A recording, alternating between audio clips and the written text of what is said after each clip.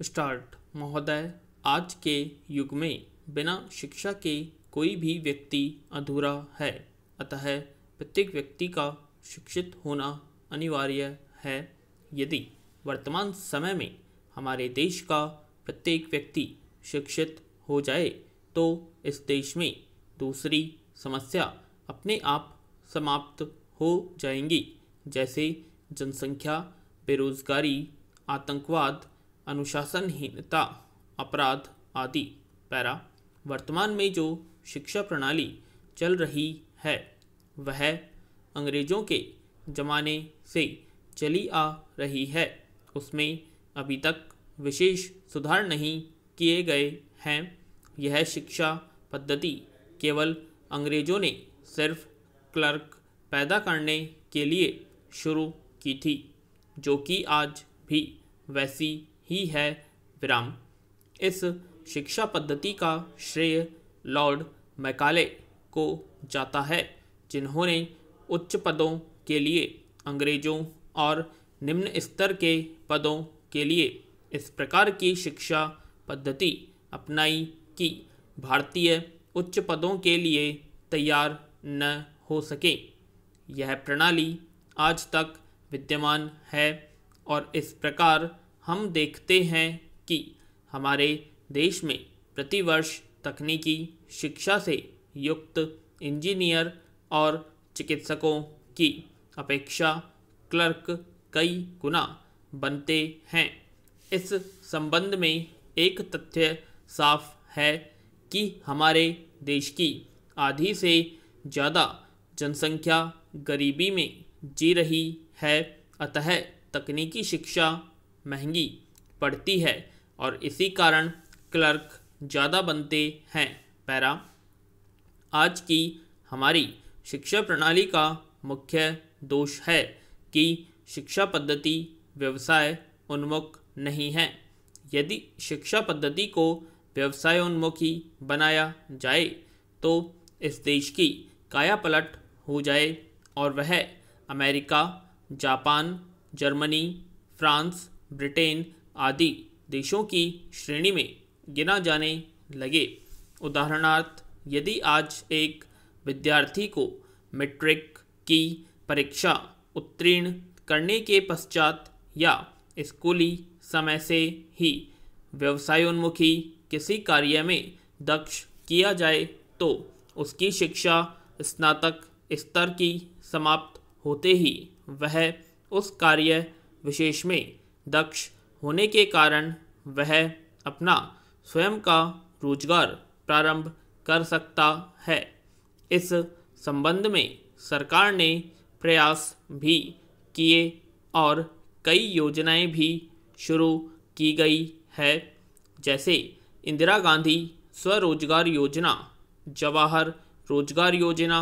अभी हाल ही में प्रधानमंत्री द्वारा रोजगार योजना शुरू की गई है, जो कि शिक्षित युवाओं को बैंकों के माध्यम से ऋण उपलब्ध कराती है, ताकि यदि किसी व्यक्ति को व्यवसाय प्रारंभ करने में पूंजी की समस्या आ रही है तो इसके द्वारा दूर की जा सकती है। सरकार ने शिक्षा को व्यवसायोन्मुखी बनाने में जूनियर टेक्निकल स्कूल और पॉलिटेक्निकल कॉलेज शुरू किए हैं। पैरा। महोदय, हमारी शिक्षा प्रणाली का एक और दोष है। दिन प्रतिदिन बच्चों के बस्तों का बोझ बढ़ता जा रहा है। इसमें उनके मस्तिष्क पर उस अनुपात से लाभ तो प्राप्त नहीं हो रहा है, अपितु बचपन से ही शारीरिक रूप से उन्हें कमज़ोर किया जाता है। इस संबंध में कुछ दिनों पूर्व एक शिक्षाविद ने अपनी सिफारिशें दी हैं कि बच्चों के बस्तों का वजन कम किया जाए और गृह कार्य आदि करने के कार्य से मुक्ति दिलाई जाए। पैरा। आज के ही दैनिक अखबार में हमारे देश के सर्वोच्च न्यायालय के न्यायाधीश ने भी कहा है कि हमारे देश की शिक्षा प्रणाली दोषपूर्ण होने का कारण कानून के क्षेत्र में भी अपेक्षित स्तर के लोगों का भी अभाव है।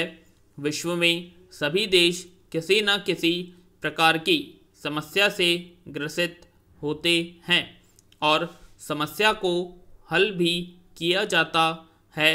इसी प्रकार हमारे देश में शिक्षा प्रणाली में दोष है।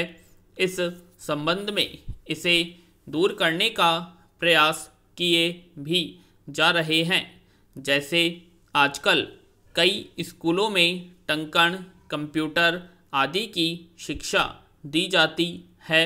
हमारे देश की शिक्षा प्रणाली में दोष अधिक है, परंतु कुछ गुण भी है। जैसे भारतीय शिक्षा संस्कार से परिपूर्ण होती है, जो भारत देश के लिए गर्व की बात है, जो देशभक्ति को प्रेरणा देती है। आज हमारे देश की शिक्षा पद्धति के कारण ही विश्व में डॉक्टर और इंजीनियरों का बोलबाला है, जो कि अमेरिका, ब्रिटेन और जर्मनी जैसे देशों में उच्च स्थानों में विराजमान है। ये हमारी शिक्षा प्रणाली की देन है। हिंदी भाषा का निर्माण न होकर यह एक क्रमिक विकास के रूप में आते वाली भाषा है। यह देवनागरी लिपि में लिखी जाने के कारण देव भाषा मानी जाती है।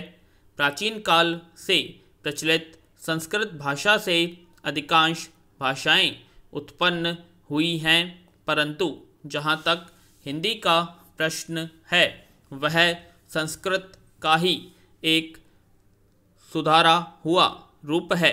हमारा देश विभिन्न विदेशी आक्रांताओं द्वारा रौंदा गया, परंतु वह इस देश की सभ्यता व संस्कृति को नहीं मिटा सके।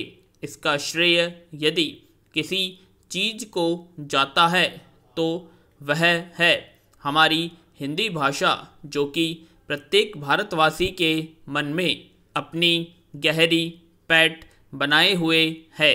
क्रमिक विकास के रूप में आज हमारे सामने हिंदी एक परिष्कृत भाषा और राजभाषा के रूप में विद्यमान है। पैरा। महोदय, भाषा विचारों की वाहिनी है। भारत बहुभाषा भाषी एक विशाल राष्ट्र है। तब हमारी बहुत बड़ी आवश्यकता है कि भारतीय भाषाएं और निकट आएं। विराम। पैरा। पिछले कुछ वर्षों में ऐसे आयोजनों की संख्या बढ़ी है, जिसमें एक ही मंच पर विभिन्न भारतीय भाषाओं के लेखक व कवि उपस्थित रहते हैं। अच्छी बात यह है भी है कि यह आदान प्रदान केवल बुजुर्ग पीढ़ी या वरिष्ठ पीढ़ी के बीच ही नहीं हो रहा है। ऐसी आयोजनों में युवा पीढ़ियों के रचनाकार भी भाग ले रहे हैं। पैरा। साहित्य अकादमी का तो शुरू से लक्ष्य ही यह रहा है कि भारतीय भाषाओं के बीच यथासंभव आदान प्रदान हो। अब उसके आयोजनों की संख्या भी बढ़ी है और उसमें युवा पीढ़ियों की भागीदारी भी। विराम। राष्ट्रीय पुस्तक न्यास प्रतिवर्ष नवंबर में आयोजित होने वाले पुस्तक सप्ताह के अंतर्गत विभिन्न नगरों में भारतीय भाषाओं के सम्मिलित रचना पाठ का कार्यक्रम भी रखने लगा है। राज्यों की साहित्य अकादमियाँ भी बहुभाषी कार्यक्रमों का आयोजन करने लगी है। पैरा। भारतीय भाषाओं के बीच आदान प्रदान यों तो न जाने कब से चला आ रहा है, पर युवा पीढ़ियों के लोग भी एक दूसरे को व्यक्तिगत स्तर पर और रचना स्तर पर जान सके, यह नई घटना है। भारतीय भाषाओं के बीच बहुतेरा अनुवाद कार्य हुआ है। इस अनुवाद कार्य की भी खूबी यही है कि इसमें भी नई पीढ़ियों को शामिल किया गया है। बंगला, तमिल, तेलुगु जैसी कुछ भाषाओं को छोड़ दें जिनमें भारतीय भाषाओं से अनुवाद की गति और मात्रा ठीक वही नहीं है जैसा कि संभवतः अन्य भाषाओं की है, तो हम पाएंगे कि अब किसी भी भाषा में लिखने वाला सजग युवा कवि लेखक अपनी भाषा के बाहर के अखिल भारतीय परिदृश्य से कुछ तो परिचित होने ही लगा है। विराम। यह भी एक नई स्थिति है कि अपने कामकाज या जीविका के सिलसिले में भारतीय भाषाओं के कई लेखक व साहित्यकार अपने भाषा क्षेत्र से बाहर निकले हैं। अन्य भाषाओं के साहित्यिक परिवेश से ही नहीं, सामाजिक परिवेश से भी परिचित हुए हैं। यह भी एक नया विनिमय है। मलयालम के सुविख्यात कवि के सच्चिदानंद जब से दिल्ली आए हैं, हिंदी को दुनिया से और अधिक परिचित हुए हैं। उनकी कविता में स्वयं दिल्ली जिस तरह आई है वह भी एक नई चीज़ है, यानी भारतीय भाषाओं के बीच आदान प्रदान के जो नए संदर्भ बने हैं। पूर्णविराम।